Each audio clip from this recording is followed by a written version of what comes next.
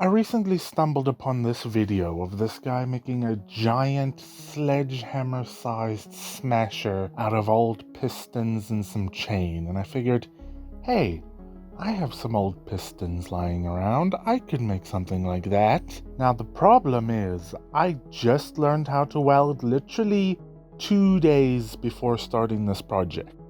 You can see some of my just fantastic practice welds.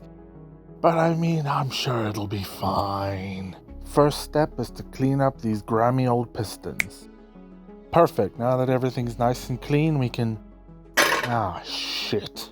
Alright, fine, let's deal with this rusted up old chain. I'm soaking the chain in vinegar overnight because I have been informed that that's the best way to deal with something that is rusted to all hell. So we'll see how that goes. Tomorrow.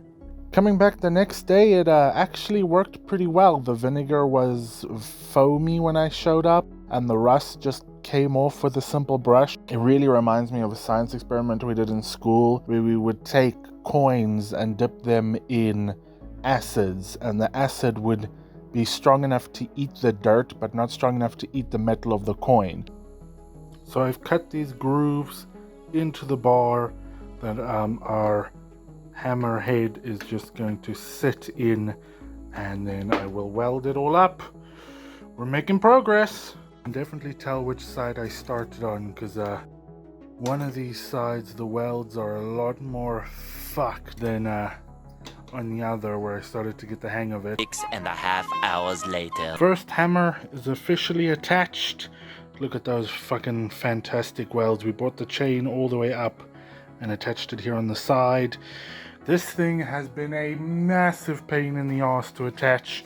You can see that it is not straight at all. This is like the third attempt at getting this thing on. 1 eternity later. It took a long time, but it is finally done. Look at this thing.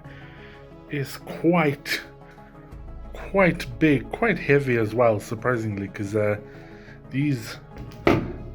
not all that heavy when I first started. They're actually quite a soft metal, which is why it's so skew. You can like see if you look how skew these things are, because I actually melted the metal on one of these.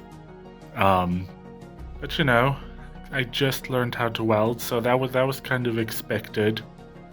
But all in, I think it turned out pretty good. It's got some gnarly welds going on, but I mean, for having only started welding 2 days before I made this, I'm pretty happy. You know, I think this was a really good little project to learn and practice welding on.